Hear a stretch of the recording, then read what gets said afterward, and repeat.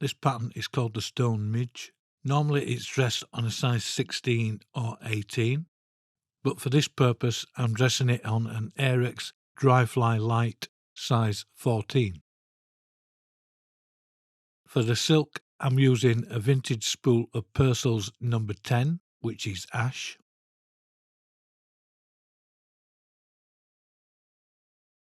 For the body I'm using Heron Herl, which you can substitute with Grey Goose. For the hackle I'm using a lapwing neck feather, which is this feather here with a lovely olive iridescent sheen to it.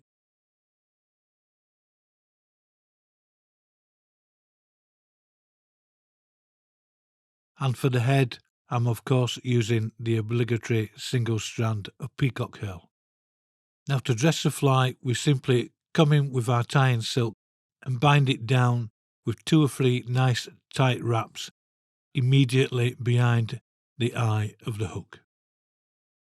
And now trim off your waist end.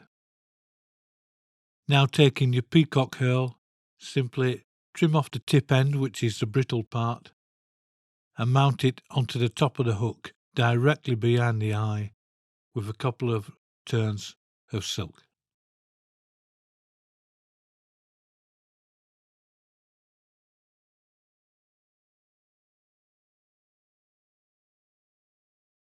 Trim off the waist end if you want. And now with your peacock herl, start to form a small herl head to the fly. It's up to you how large and dense you want your head, but to be honest, they need to be quite small and compact. Once you're happy with the size of the head and density of the head, simply come in with your tying silk and take a couple of turns over to trap it down. Trim off your waist end. And now we come to prepare the hackle. Take your lapwing hackle and simply stroke the fibres back so you expose a small tip.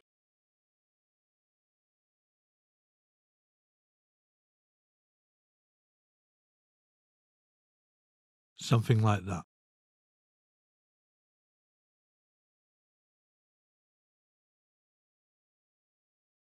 Now if you want, you can come in with your scissors and just trim that tip down to a small, manageable stump.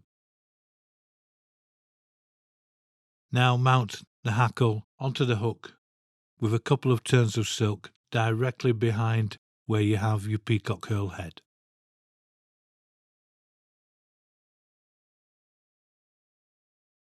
Trim off any waist end, but to be honest that's going to be buried in the body.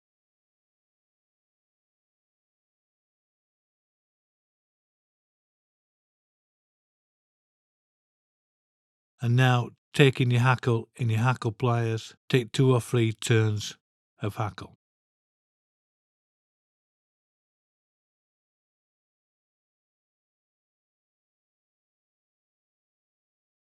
Some of the fibres will get in your way, you can just brush them forward over the head of the fly.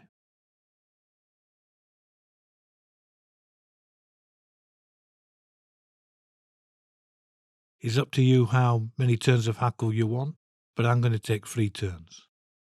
Once you're happy with your hackle, simply come in with your tying silk and trap it down with 3 nice tight turns. Cut off the waist end, and if you want any stray hackle fibres, just trim them off. Now you take your heron herl and just cut out 2 little fibres. Like the peacock herl, trim off the ends and trap them down with your silk.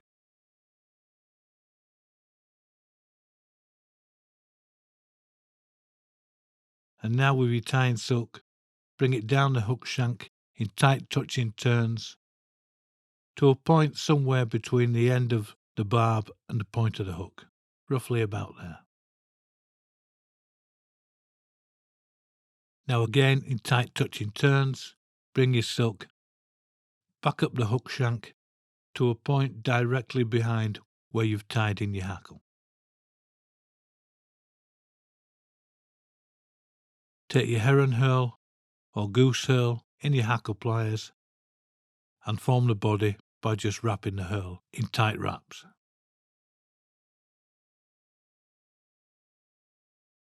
Bring the herl back up the hook shank to a point exactly behind where the hackle is and where your silk is waiting.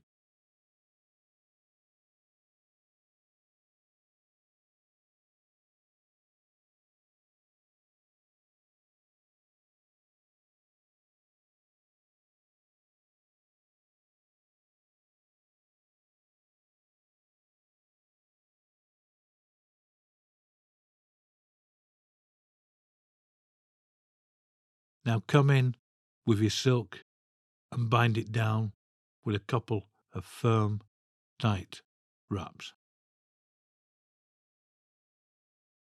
Take your scissors, cut off the end of the herl,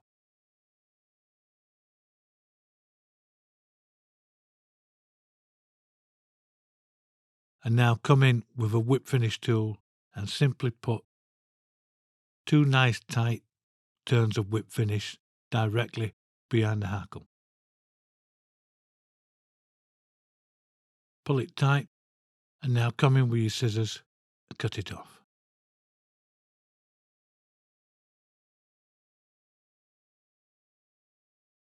Now you can start to clean up the head of the fly by brushing the hackle back, and get your bodkin and just try and separate some of those hackle fibres. A good trick to separate the hackle fibres is to simply ping the hook eye with your finger, and that will just ping those hackles out. And there you have the stone midge.